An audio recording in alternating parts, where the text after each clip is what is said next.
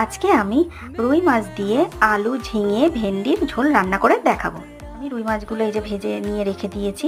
কেটে রাখা আলু, ভেন্ডি আর ঝিঙে আমি এই আলুগুলোকে ভেজে নেব। আলুগুলো ভাজা ভাজা হয়ে গেছে, এগুলোকে আমি তুলে নেব। এই যে ঝিঙে আর ভেন্ডিগুলো হালকা করে ভেজে নিচ্ছি, ভাজা হয়ে গেছে।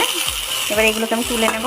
এবার আমি এই যে গোটা জিরেগুলো একটু ফোড়ন দিয়ে দিচ্ছি, পেঁয়াজ কুচি দিয়ে দিলাম, এই যে আদা রসুন বাটাটা দিয়ে দিচ্ছি 1 চামচ, হলুদের গুঁড়ো, লঙ্কার গুঁড়ো, জিরের গুঁড়ো, লবণ। এটা কষানোর জন্য অল্প একটু জল দিয়ে দিচ্ছি। আলুগুলো কষানো হয়ে গেছে, ঝিঙেগুলো দিয়ে দিচ্ছি।